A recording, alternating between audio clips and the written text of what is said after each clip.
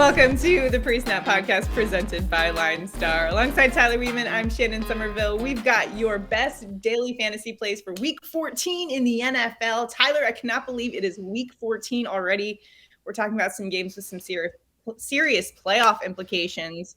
But we've also got some pretty good leverage in terms of daily fantasy to discuss. So are you looking forward to any games in particular or any storylines you're following this week in the NFL? I mean, it's a really interesting week as far as DFS because we have one game, the Vikings versus the Lions, that has such a bigger total than everything else. So likely all the ownership is going to go to that game. So if it fails, there's a ton of leverage to pick the other team's other games. Gotta love a nice leverage spot. We'll also have your touchdown calls of the game for Week 14 coming up later. But let's start off with our daily fantasy plays for Week 14 in the NFL. And we'll start off with our quarterbacks. And hey, welcome to the PreSnap Podcast, Kirk Cousins. I don't believe we've talked about him on this show yet this year, but welcome to the show, Kirk Cousins. He's averaging 244 passing yards per game. He's had kind of an up and down season, which is probably why we haven't featured him so prominently on our daily fantasy projections. However, he does have a nice matchup going up against the Detroit Lions, who are 17th in pass defense DVOA. What do you like about Kirko this week? Is he going to be rocking the gold chains? He's definitely going to be rocking the gold chains. I actually, when you were introducing him, I was like, oh my gosh, how do I not have the chains on me right now? But Kirk's in a great spot. Detroit has just been terrible for quarterbacks lately. They are giving up the most points in the league over the last 4 weeks to the quarterback. They're averaging 260 yards and 1.6 touchdowns over the last 9 weeks. So they just really have been a very bad defense and letting teams pass all over him. We know Kirk Cousins has, Justin Jefferson and a ton of different weapons.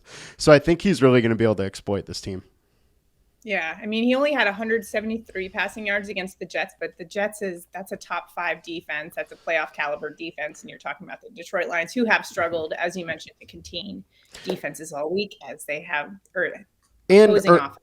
earlier this year, Cousins did well against Detroit, but we know Detroit is a much better offense at home in the Dome. And so with Cousins' success about that against Detroit earlier in the season, and then now in a place where Detroit is a little bit better offensively, I think there's really a chance that Cousins could have to get into a little bit of a shootout. And if that's the case, fantasy points galore. Fantasy points galore, and we would all like to see another celebration victory dance from Kirk Cousins. We'd also like to see a nice celebration dance from Geno Smith, who's having himself quite a year. He leads the league in completion percentage. He had 367 passing yards against the Rams last week, and this week he's going up against a Carolina Panthers defense that ranks 20th in pass defense DVOA.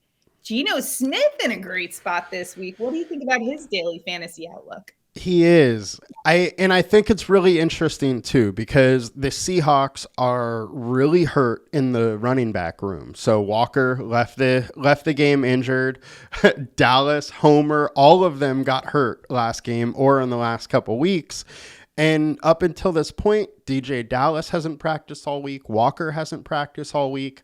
Homer was expected to practice today. I have not seen if he officially did, but that makes it where Travis Homer and then Tony Jones Jr. are the two likely running backs. Now, Tony Jones has a career average of 2.7 yards per carry.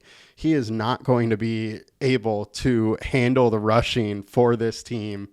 And then Travis Homer, he hasn't been a great between the tackles runner as it is. So with all that being said, I think this really could be a let Geno cook week. And if it is going against that bad secondary, the bad pass defense, I think he really could cook. Yeah, absolutely. Especially with a guy like DK Metcalf to throw to, who had the game-winning touchdown last week against the Rams there. So a good spot for Geno Smith. Let's move on to our running backs here. And first, we're going to take a look at DeAndre Swift, who's back in fantasy relevant once again. He's kind of had an up and down season. He started the year very hot, but then dealt with some nagging injuries and stuff, so wasn't featured as prominently anymore in that Detroit Lions. In fact, a lot of people in season-long fantasy started dropping him from their leagues despite his talent level, just because he wasn't producing any. And there was some concern there with Jamal Williams getting the majority of the carries there and some of the goal line work. Is he going to be productive anymore? Well, he answered that question pretty emphatically last week. 111 yards from scrimmage versus Jacksonville.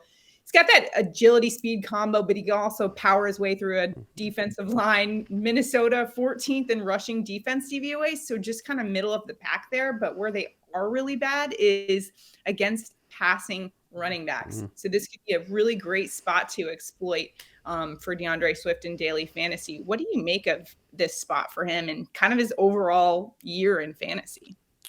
Yeah, I mean, he started the season just on fire. He had that first week that was just giant, but then it's just been banged up the rest of the year. And even the last couple weeks, he's seemed healthy, but Detroit wasn't really giving him the workload. And they finally did this last week, and he showed everybody that he is healthy and that he is back, and he is that explosive, hyper-efficient running back that we've seen before. And over the last 4 weeks, this Minnesota defense has not been very good to the running back. They're giving up the most points to the running back in fantasy, allowing 90.8 rushing yards. And as you brought up, their pass D versus the running back, they're allowing 7.8 receptions and 71.8 receiving yards to the running back, which we know DeAndre Swift, that is his specialty. He can absolutely crush them in that passing game.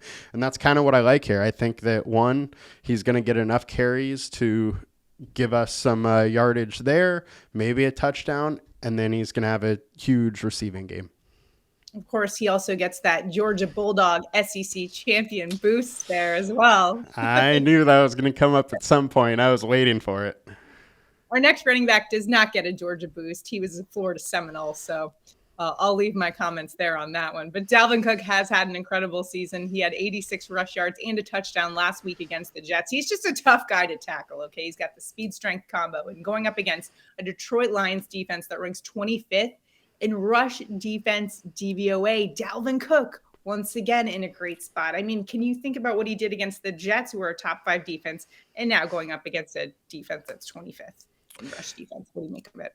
Yeah, and now I wanted to bring up Dalvin Cook here because as far as a game theory aspect, the passing game is really going to be highlighted in this game with more ownership going that way. If we go into the running backs, we might get away from a little bit of that ownership and still get some access to this game. And that's why I like Cook. He's getting a huge volume. Ownership isn't totally there. And Detroit hasn't been a great defense towards the running back for most of the season. They have been good recently, but I like Dalvin Cook. I love the amount of volume that he's getting. It's an elite level of volume, and his price as far as a DFS running back just isn't high enough compared to the volume he gets. And with the score total being so high, I could see him getting 1 or 2 touchdowns very easily. Yeah, absolutely. And the way this Vikings offense has been is really creative in terms of their usage of all the different weapons that they have, including Dalvin Cook and TJ Hawkinson as well, who, by the way, little revenge game for him in this one. But we'll get to the tight ends in a little bit. Let's move on to our wide receivers, starting off with Vikings wide receiver Justin Jefferson, yet another weapon at Kirk Cousins' disposal there in the Vikings offense. He's averaging 106 receiving yards per game. That is second in the NFL. Jets held him to 45 last week. He still had a touchdown, though, and that's a Jets defense that is 5th in pass defense DVOA. This week against the Lions, they are 17th in pass defense DVOA. So if Justin Jefferson can put up touchdowns and some good decent fantasy numbers against the Jets, think about what he could do against the Lions. What is your assessment of his spot this week? I totally agree. He is in a great spot. And at Detroit, Justin Jefferson is averaging 10 receptions for 157.5 yards and 0.5 touchdowns. He has absolutely crushed the Lions when he is in Detroit. He's in a good spot again this week. They rank 31st, allowing 192 yards to the wide receiver. I think Justin Jefferson likely crushes this Detroit Lions. With that being said, I don't mind Thielen too. I think Thielen's pretty cheap and has some upside as well. Yeah, that's a good point there. So some nice Vikings wide receivers for you. But how about a Jets wide receiver?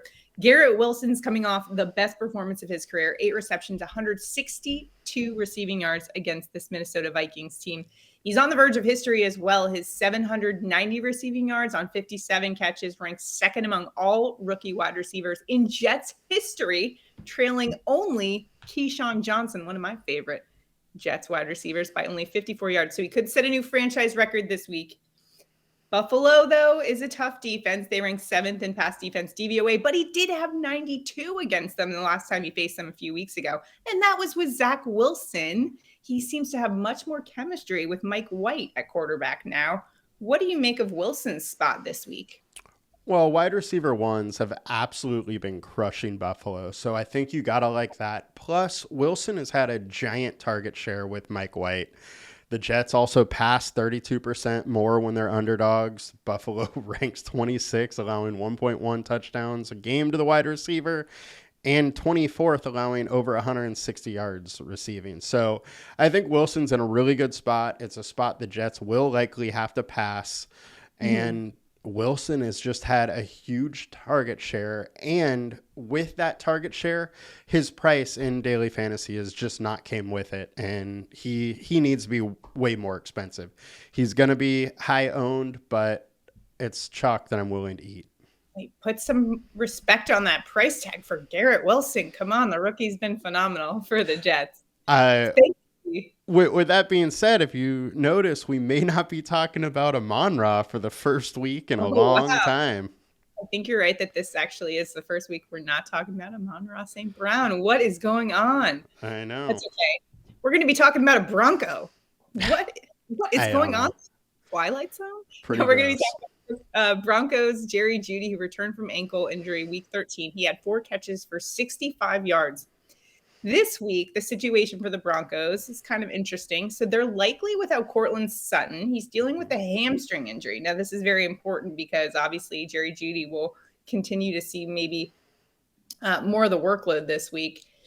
And Tyler, I've been saying all season long, I've been picking on wide receivers against this Kansas City Chiefs teams in terms of receiving props, always going up against the wide receiver ones. And that's because Kansas City, they rank 26th in pass defense DVOA versus the opposing team's wide receiver ones. They just have not been able to contain them. So I love this spot for Jerry Jeudy, or really any wide receiver for the Broncos in this spot. What do you think of it? Yeah, and the reason for that is KC just plays a ton of man coverage. Wide receiver ones are able to beat man coverage most of the time, and Jeudy is extremely good at beating man coverage. He's a top 5 player versus man. With no Courtland Sutton, he's going to get more targets. I think his price is just way too low going against this bad KC offense. It's allowing 1.4 touchdowns to the wide receiver, which means, Wilson versus bathrooms.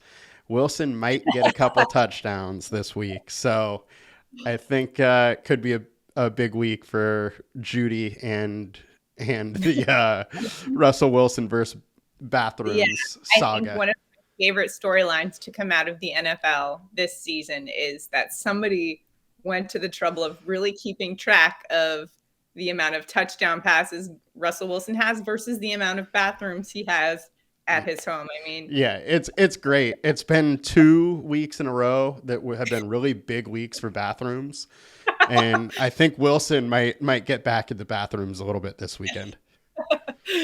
Well, to illustrate your point, there have been 17 receivers to get at least 7 targets against the Chiefs this year, and 14 of them have scored at least 13 PPR points. So for fantasy owners, going up against the Chiefs seems to be a very profitable spot for daily fantasy. Let's move on to DK Metcalf, a fantasy beast who had 127 receiving yards and the game-winning touchdown last week against the Rams. DK Metcalf, absolute beast, 6'5", 230 pounds. What can you say about a guy who could just kind of bully his way for any of those catches?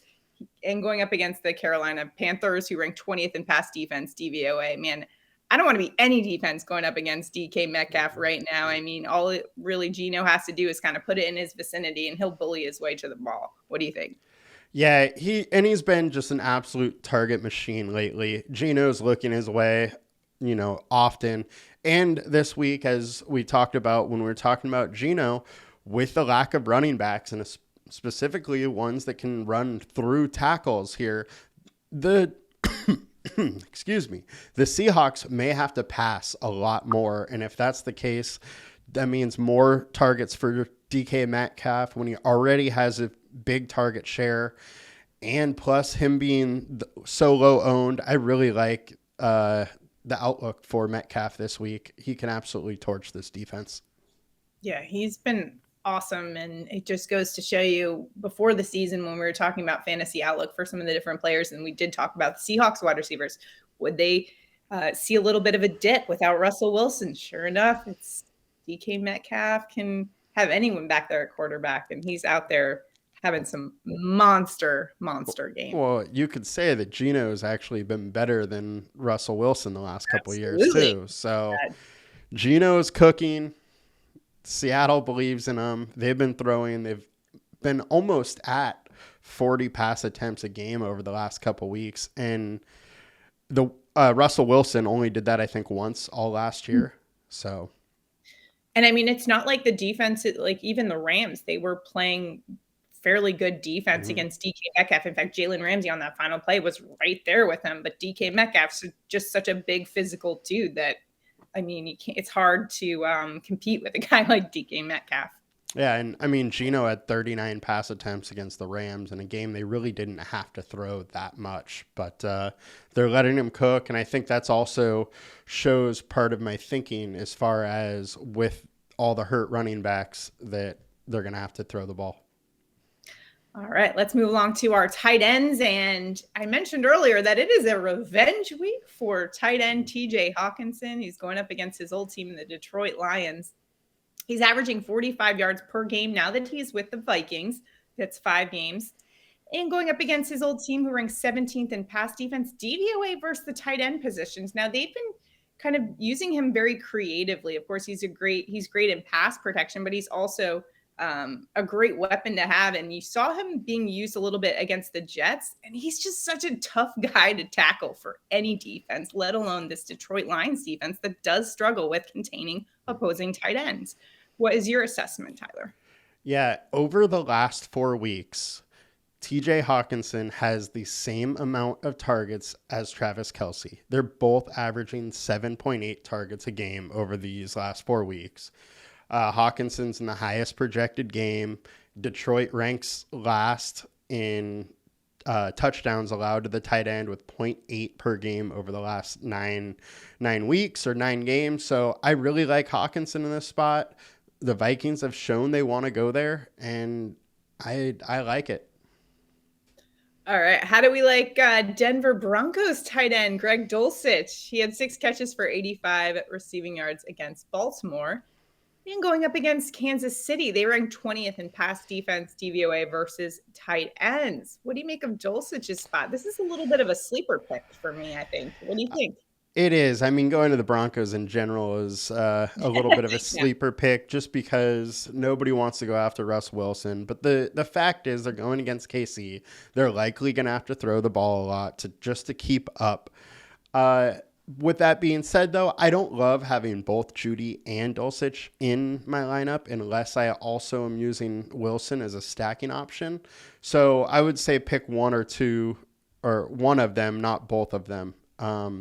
But I really like it. He's super cheap. Same as Judy. Sutton's out, so there's more targets to go around. He had a ton of targets last week. And with the Broncos having to throw more this game, I think a lot of the targets could come his way. All right, so some good options there at tight ends. Lastly, let's take a look at some defenses. And the first defense we're looking at is probably one that a lot of people might try to pay up for this week, and that's the Dallas Cowboys because they are going up against the Houston Texans. This is top defense going up against one of the worst offenses in the league. In fact, Dallas ranks first in defensive DVOA. And the Texans on offense, they rank 32nd in offensive DVOA. So this is quite the matchup here. But do you think it's worth the price tag, Tyler? Ownership will be there. Dallas is expensive. I don't mind paying up for it, even with higher ownership, just because this matchup is just so good for the Cowboys.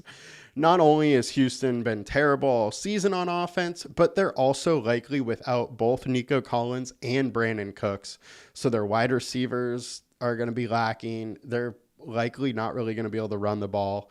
The Cowboys should have their way with them. How about the 49ers, who right now are allowing the fewest yards per game in the NFL? You just saw them shut down Tua Tagovailoa and that dynamic Dolphins offense. They'll be facing the Tampa Bay Bucks this week, who are just scoring 18 points per game. That ranks 27th. Tom Brady and the Bucks, they did get the win this week, but they haven't exactly been explosive on offense. And when you're talking about this 49ers defense, man, they are special. They are lights out. Are they worth picking up this week in your daily fantasy lineup? Yeah, I think they're just too cheap for the quality of team and defense they are right now, especially going against the Tampa Bay offense, which has major O-line issues. Brady doesn't have any time to throw the ball. So I like it. That Tampa Bay team's probably not going to score very much. There's going to be a few sacks, and there's absolutely chances for turnovers with how many times they're asking Brady to throw the ball because they can't run the ball. And so it's just quick checkdowns left and right. Yeah, that defense is absolutely ridiculous right now. Nick Bosa, man, he is an absolute beast that definitely gave Tua a hard time in the last game.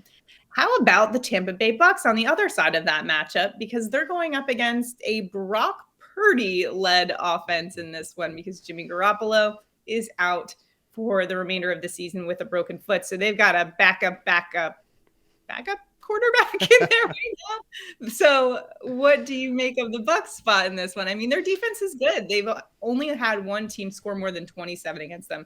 That was the Chiefs. They're 8th in yards allowed per game. So this is a pretty good defense going up against an offense that, yeah, they've got some playmakers, but they're also missing their starting quarterback. Yeah, I was going back and forth with putting the Bucks here or putting the Steelers here. Both are in similar situations where they're playing, backup quarterback and should, be able to make some stuff happen. I ended up going with the Bucks here because one, it's Purdy is a rookie. He was Mr. Irrelevant.